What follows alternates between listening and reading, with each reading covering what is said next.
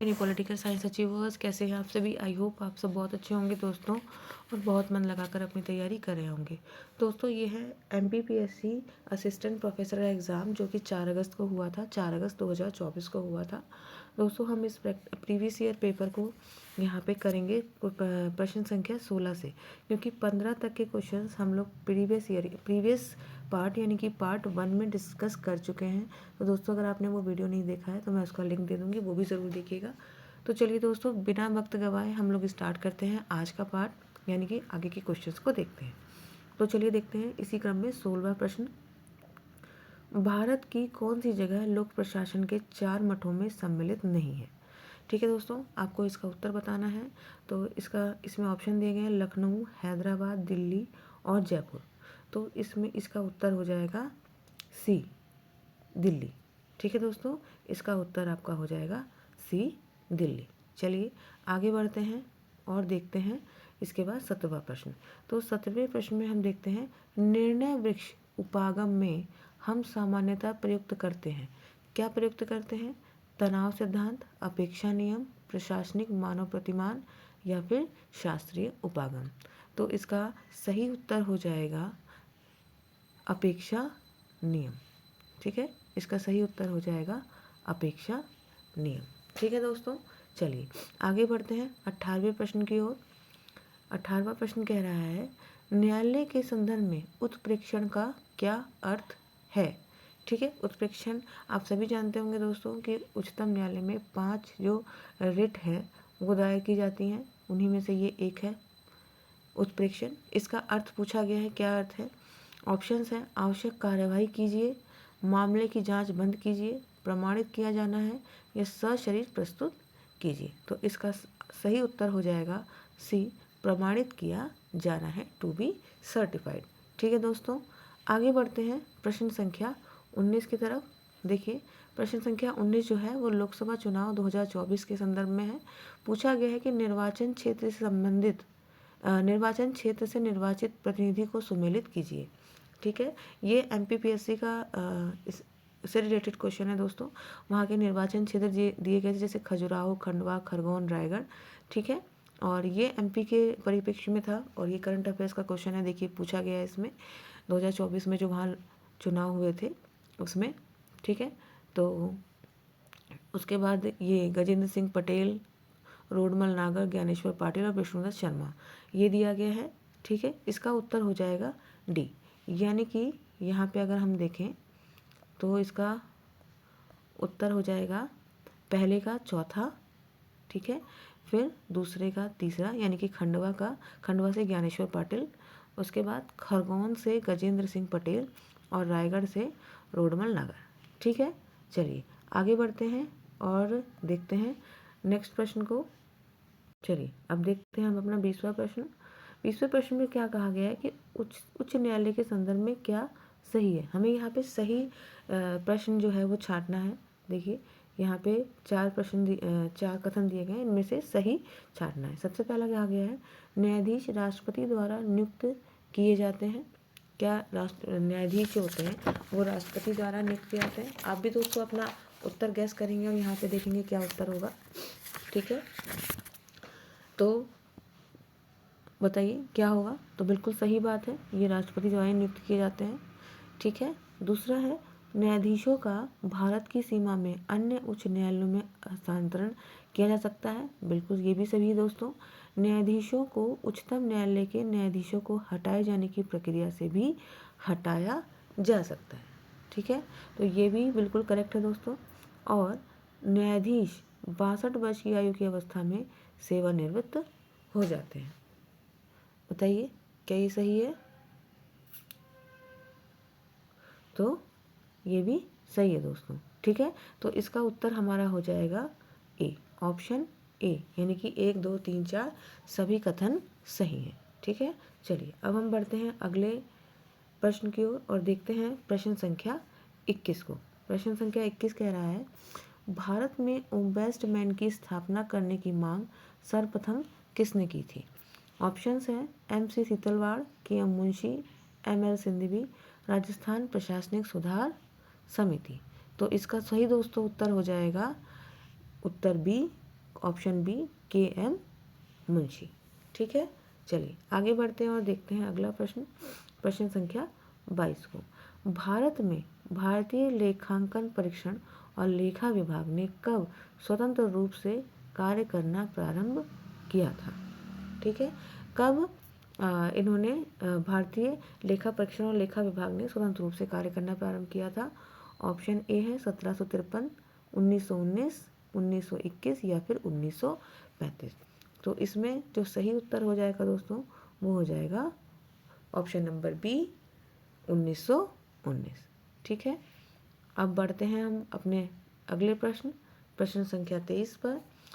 तो इसमें कहा गया है कि निम्नलिखित में से किसने भारत को न केवल हिंदू मुहावरों यानी कि वाक्य पद्धति के संदर्भ में परिभाषित किया बल्कि शब्दों को समानार्थी माना यानी हिंदू मुहावरों और को भारत को दोनों को क्या किया, समानार्थी माना है। तो इसमें ऑप्शन है श्री अरविंदो और महात्मा गांधी, VD सावरकर या फिर BR Ambedkar.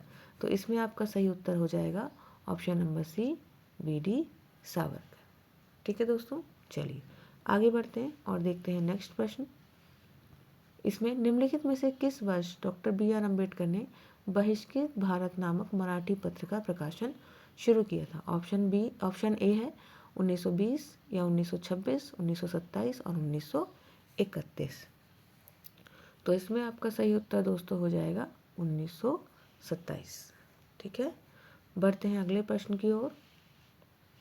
Option question number 25, विधानसभा अध्यक्ष का निर्णायक मत देने के अधिकार के विषय में क्या सही है? ठीक है, ये बताना है आपको।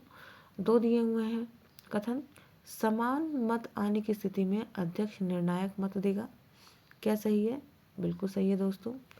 दूसरा उपकथन कह रहा है अध्यक्ष निर्णायक मत देने के लिए बाध्य नहीं है। ठीक है, तो क्या अध्यक्ष निर्णायक मत देने के लिए बाध्य है या नहीं है? ये जो आपका ऑप्शन है ये गलत हो जाएगा। ठीक है, क्योंकि जो विधानसभा का अध्यक्ष होता है वो तभी मत देता है जब समान मत आने की स्थिति बन जाती है। तो इसका जो ऑप्शन हो जाएगा वो ऑप्शन ए बिल्कुल सही हो जाएगा दोस्तों। ठीक है, चलिए अब हम आगे बढ़ते हैं।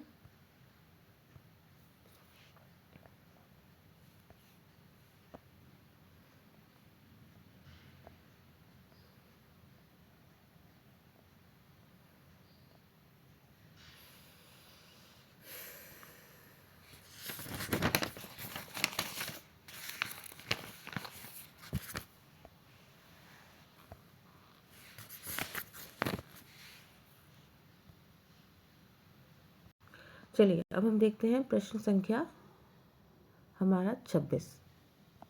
प्रश्न संख्या 26, हलाली परियोजना का क्या नाम है? तो जो हलाली परियोजना है दोस्तों ये MP से रिलेटेड है। इसका मैं आपको सही उत्तर बता देती हूँ क्या होगा।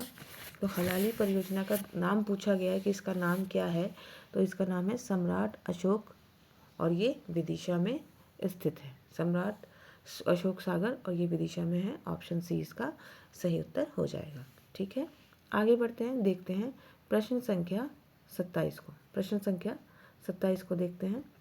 प्रश्न संख्या 27 कह रहा है भारत ने कब तिब्बत स्वायत्त क्षेत्र को पीपल्स रिपब्लिक ऑफ चाइना क्षेत्र का हिस्सा मान लिया था? तो इसमें ऑप्शंस हैं अगस्त 2003, जून 2003, जून 2054 या फिर दिसंबर 1971। तो इसका सही उत्तर हो जाएगा जून 2003 में। जून 2003 में दोस्तों जो भारत है उसने तिब्बत को पीपल्स रिपब्लिक ऑफ चाइना क्षेत्र का हिस्सा मान लिया। अगला प्रश्न देखते हैं, प्रश्न संख्या 28, भारत ने बांग्लादेश के साथ भूमि सीमा समझौते पर कब हस्ताक्षर किए हैं? आपके ऑप्शंस हैं 2014, तो 1973, 1976 या फिर 2015। तो इस प्रश्न का सही उत्तर हो जाएगा दोस्तों डी, ऑप्शन डी 2015। ठीक है, चलिए फिर बढ़ते हैं हम अपने अगले प्रश्न की ओर, प्रश्न संख्या 29। ठीक है दोस्तों, आप भी इसमें अपने ऑप्शंस लगाइएगा, गेस करिएगा प्रश्नों को, और मुझे ज़रूर बताइएगा कि आपके कितने प्रश्न जो है वो सही बन रहे हैं, ठीक है। क्योंकि प्रीवियस ईयर क्वेश्चन ना दोस्तों अपने आप को जांचने का एक बहुत ही अच्छा साधन है। हम देखते हैं कि हम एग्ज़ाम में आए हुए कितने क्वेश्चंस को सही से कर पा रहे हैं, ठीक है। तो यहाँ देखते हैं अगला क्वेश्चन कह रहा है कि सही कौन सा इसमें से चुनना है। 3 अनुसूचियाँ दी गई हैं, तृतीय, नवीं, चौथी और 10वीं, और हमें बताना है कि किस अनुसूची में क्या दिया गया है, ठीक है। तो चलिए देख लेते हैं, इसको मिलाते हैं। सबसे पहले यहाँ पे तीसरी अनुसूची में क्या हो जाएगा, तीसरी अनुसूची में हो जाएगा अभिकथन का प्रारूप, ठीक है।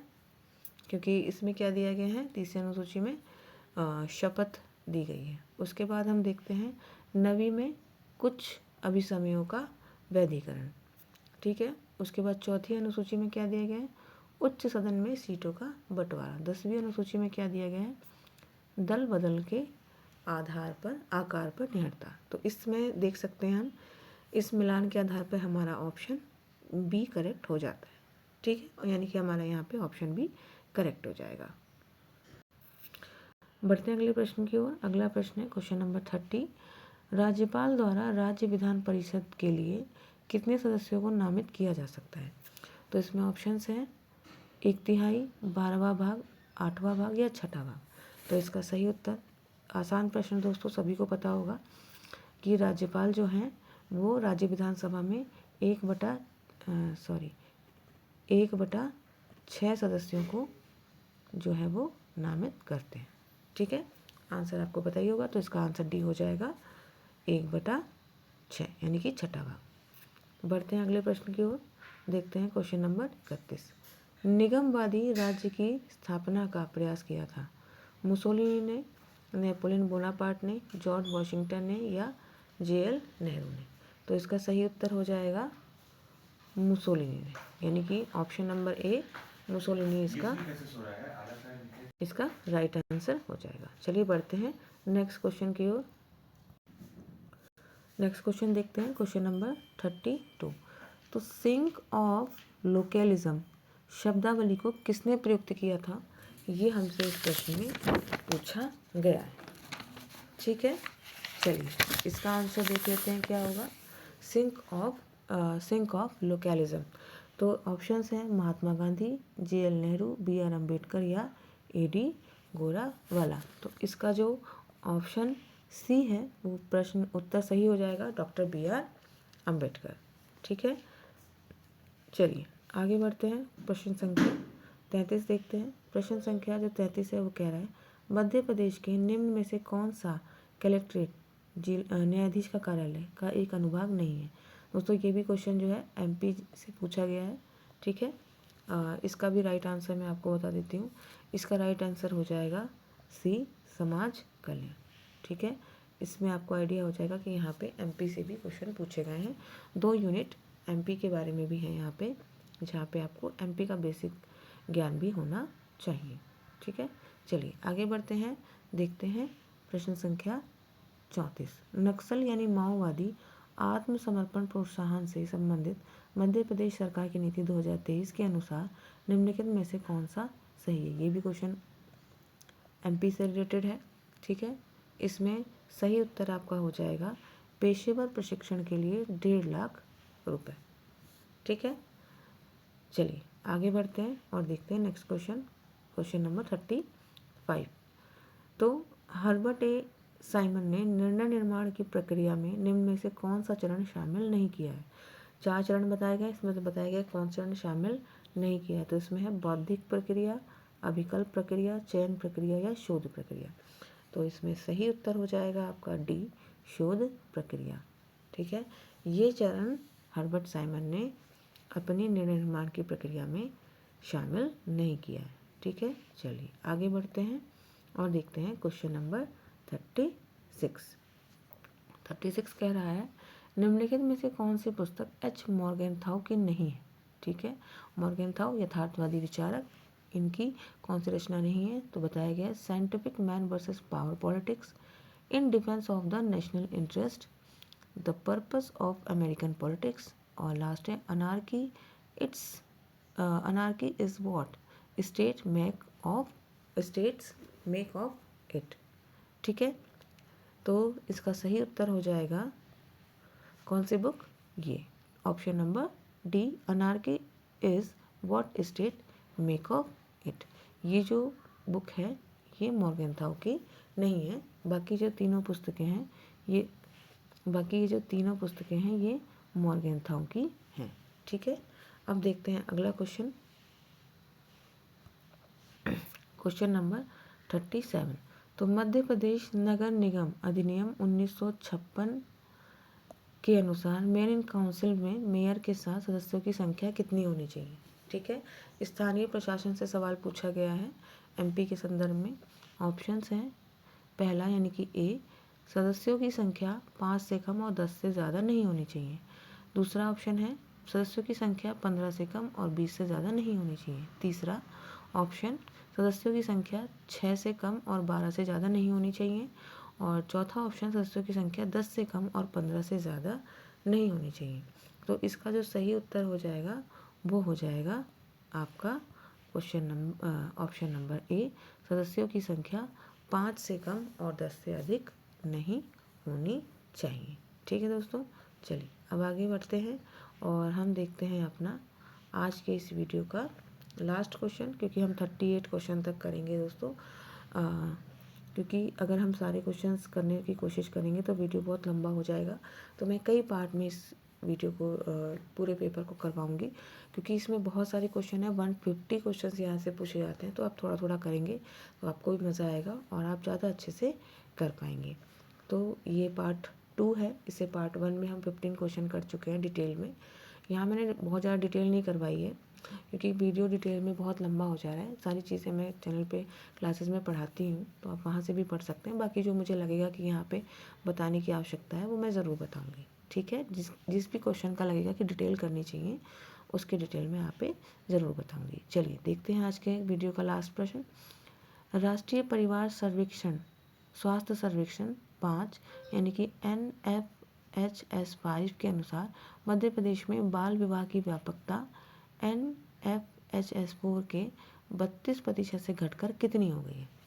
ठीक है, तो इसमें ऑप्शन दिए गए हैं, option A 21%, option B 23%, option C 25% या ऑप्शन डी 27%। ठीक है, तो इसका आंसर आपको बताना है। ये भी एमपी से रिलेटेड क्वेश्चन है। इसका सही उत्तर हो जाएगा ऑप्शन नंबर बी 23%। इसके अलावा दोस्तों जो अगला क्वेश्चन है ना, वो मैं आपको देना चाहूँगी एक कह सकते हैं आप क्विज़ के रूप में। आप अगला क्वेश्चन यानी कि क्वेश्चन नंबर 39 और 40 का आंसर आप मुझे कमेंट बॉक्स में बताएंगे। मैं आपको दोनों ही प्रश्न दिखा दे रही हूँ दोस्तों। ये देखिए, ये है आपका क्वेश्चन नंबर 39 और ये है आपका क्वेश्चन नंबर 40, जो कि हम अगले वीडियो में करेंगे। लेकिन आप मुझे इसका आंसर वीडियो के कमेंट बॉक्स में बताएंगे। राज्यपाल नियुक्त होने के लिए अर्हताओं के विषय में क्या सही है, इन ऑप्शंस को पढ़िएगा और मुझे आंसर दीजिएगा। और दूसरा प्रश्न है, यदि विधानसभा में अध्यक्ष और उपाध्यक्ष का पद रिक्त है तो सदन के बैठक की अध्यक्षता कौन करेगा। ठीक है, इसका आंसर भी आप मुझे कमेंट बॉक्स में बताएंगे और इन क्वेश्चंस को डिस्कस हम दोस्तों अगले वीडियो में करेंगे। तो बहुत बहुत धन्यवाद दोस्तों वीडियो देखने के लिए। अगर आपको अच्छा लगा हो तो इसे लाइक ज़रूर कीजिएगा और अपने दोस्तों से भी शेयर कीजिएगा। मैं मिलूँगी आपसे दोस्तों अगले पार्ट में, इसके पार्ट 3 में। तब तक के लिए आप मन लगा के पढ़ाई करते रहिए और खुश रहिए दोस्तों। धन्यवाद।